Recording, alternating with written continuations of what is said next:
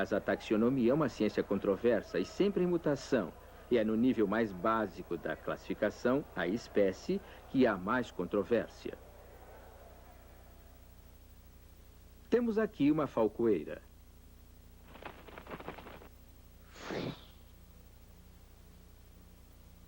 Em todo o Polo Norte vivem grupos de falcoeiras. Uma variedade vive aqui.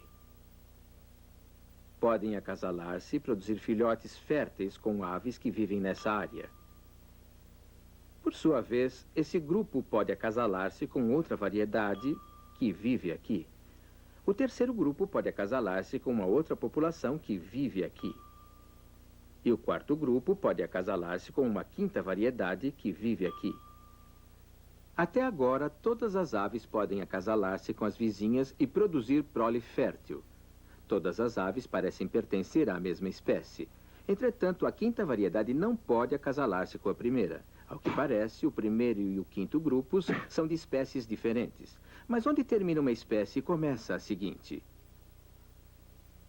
De acordo com Linneu e outros naturalistas de sua época, a espécie é uma entidade fixa, inalterável. Uma espécie é uma espécie, sempre foi essa espécie e sempre será essa espécie. Naquele tempo não se conheciam problemas taxonômicos como os das falcoeiras.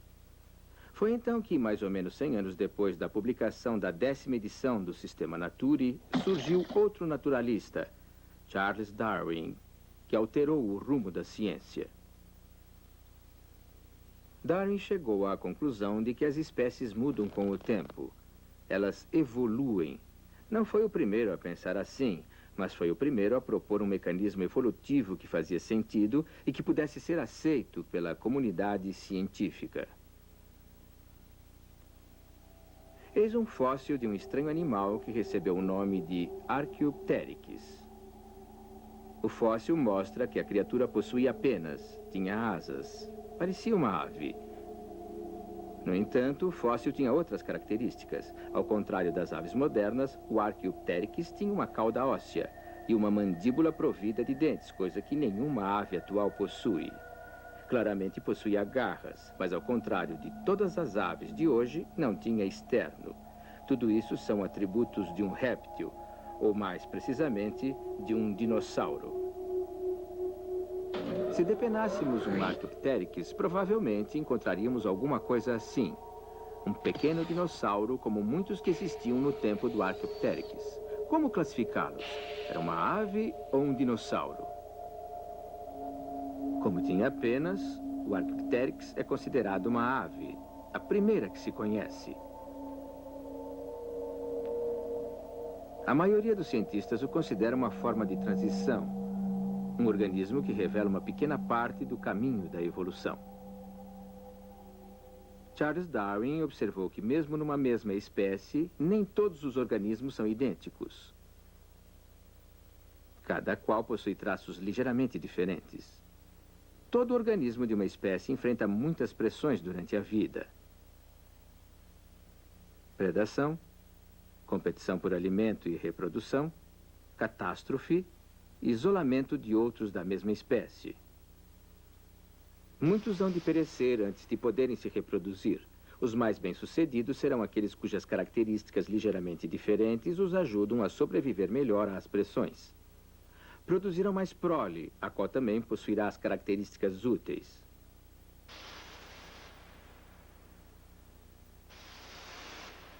No decorrer de milhões de anos, incontáveis gerações passam adiante as características que ajudam o organismo a sobreviver e várias espécies novas podem surgir.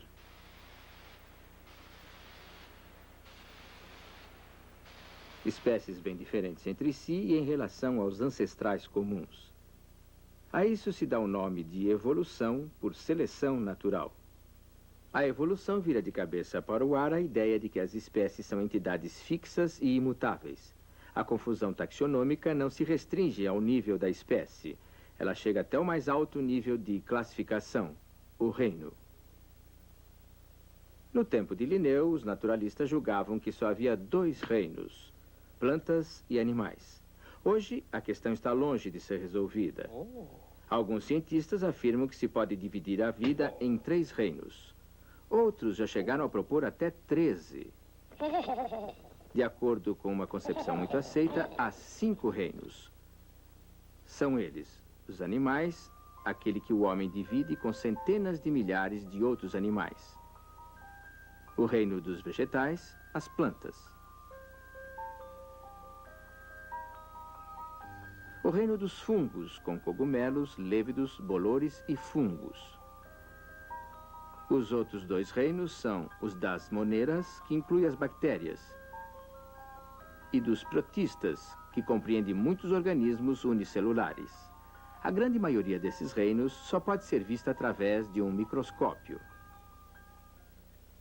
Talvez esses problemas de classificação nunca venham a ser resolvidos.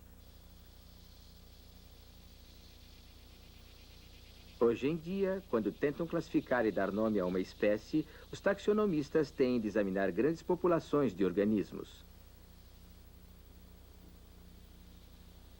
Existem imensas coleções de espécimes, mas a coleta organizada de campo continua a ser uma parte importante do trabalho dos modernos taxonomistas.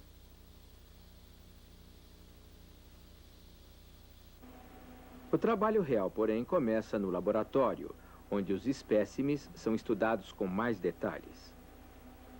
Primeiro, o cientista faz uma seleção preliminar, com base em seu conhecimento do assunto. Ele examina todos os detalhes de um espécime, registrando pormenores aparentemente sem importância, como o número e a posição dos pelos no corpo da larva de um inseto. Às vezes, estuda a bioquímica de um organismo. Pode até examinar os cromossomos e usá-los como base para o agrupamento. O cientista pode recorrer a livros. Cada livro está organizado de acordo com o sistema de classificação atual.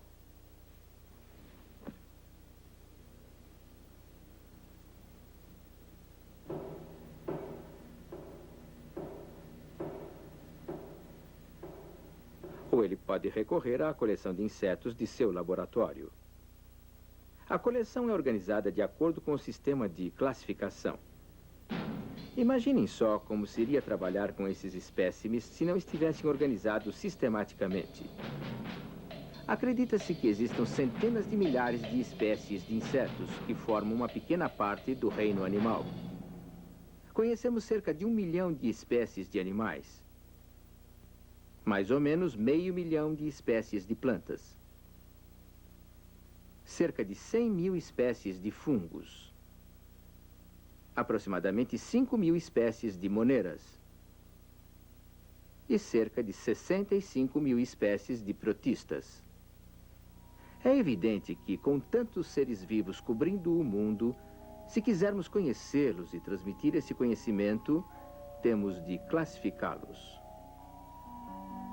A taxonomia não é uma ciência perfeita e fixa, e sim um sistema de ideias, uma criação do Homo sapiens, um instrumento que se modifica à medida que o utilizamos, que nos ajuda a conhecer nosso mundo e a nós mesmos.